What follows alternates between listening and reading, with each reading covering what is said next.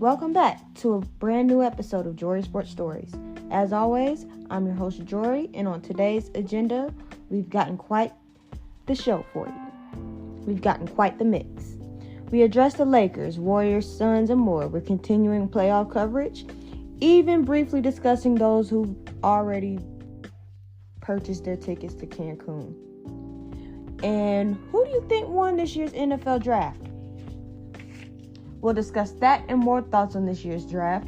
And finally, on this week's edition of Jori's Timeout Session, I've got a mouthful to say about parody in sports, chirping, and the whole Steph versus LeBron thing, and more. This will be an episode that you don't want to miss, so tune in, turn your volume up, and let's get it.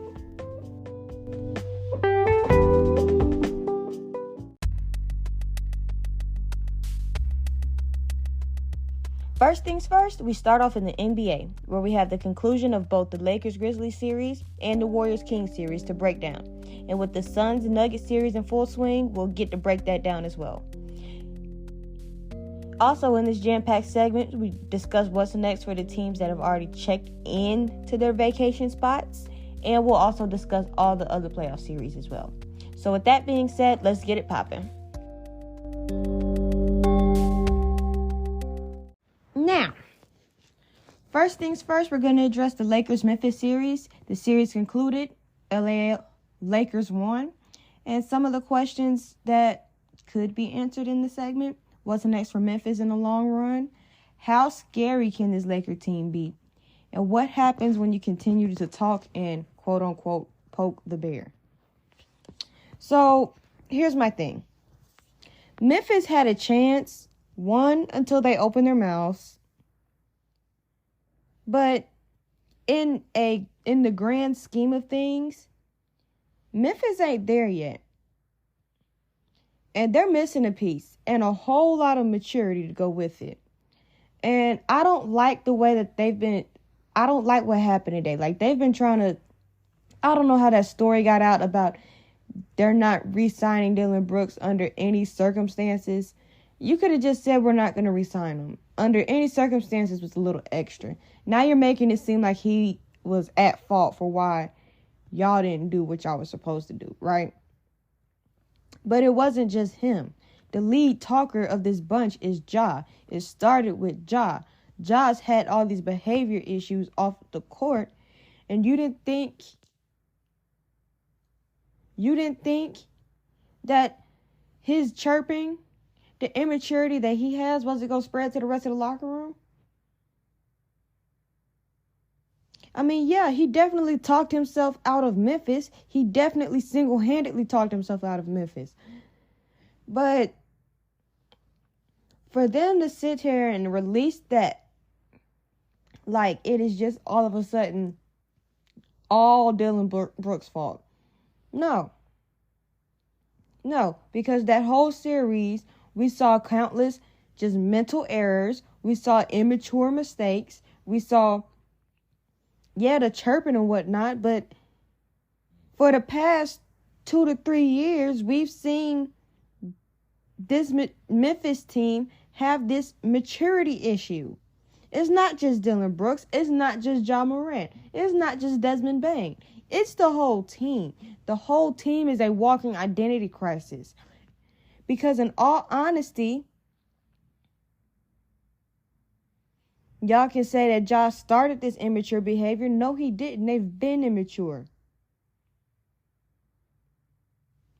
His immature behavior just got spotlighted because he's a superstar, right? And he doesn't need to be acting like this, correct? But Dillon Brooks does not need to be the fall guy. Yeah, he poked the bear. But all of that aside, y'all have issues, internal issues that are bigger than Dillon Brooks.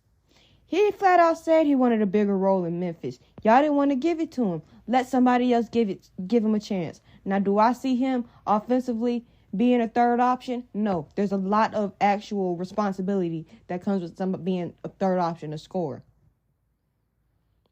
But I believe if he believes in himself, I believe in him. But he believes he's shown what he can do on the defensive end because he's more of a 3-and-D player. He's more of a defensive stud. It's not even a stud. He's more of a defensive guy. He's not an offensive person. He's not okay with that. He wants to, I guess, translate his game to the offense as well. But from what I'm seeing, So with this whole Memphis thing, if anybody needs to take full accountability for this team continuing to be immature, is actually head coach Mr. Jenkins. One, because when they were doing all of this and they were winning, it was cute. It was funny. Now it's not cute. Now y'all look bad because y'all got embarrassed and whatever. But he's got to rein that in. He's supposed to rein that in the second it started happening. Hey, we're not going to do this. We're going to take our wins gracefully. We're not going to act a fool. Act like you've been there. There is no problem with telling your players, act like you've been there and shut up. One person cannot be the fall guy for immaturity at the organizational level. Two people cannot be the downfall for collective immaturity. And if it's not just off the court, it leaks onto the court. That's what I'm trying to tell you. Basketball wise, when you have a team that's young and they've shown these tendencies to be very great, but they've also shown tendencies to flat out quit. And they've given and give up when the light shine brightest. They're not ready to do anything serious in the playoffs. What does that tell you? They're not ready for any of that spotlight at this moment. Minus maybe Ja, period. But there's plenty of times in this series and the last playoff series that they've played where they physically and mentally check out and quit. We've seen them quit in this series by themselves. Like Game 4. I don't know. It was one of those games. Maybe it was 2 weeks ago I addressed this on the show. But Game 4, right? Was it Game 4? Yeah, because they ended in a 6. Game 4.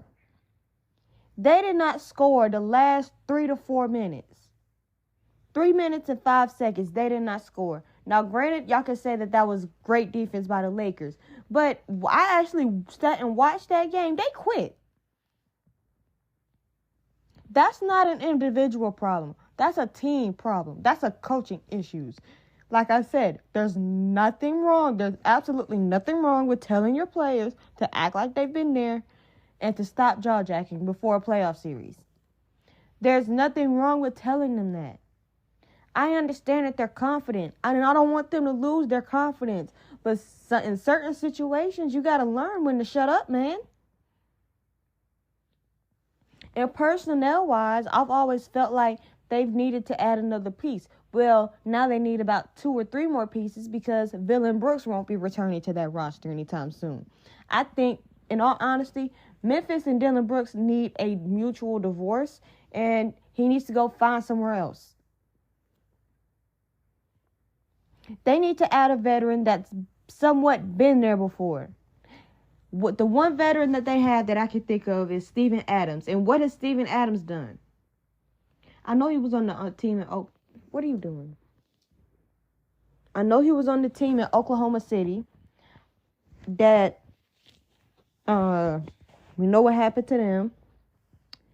Wasn't he in New Orleans? They didn't do much. So he's the veteran. And they haven't done much.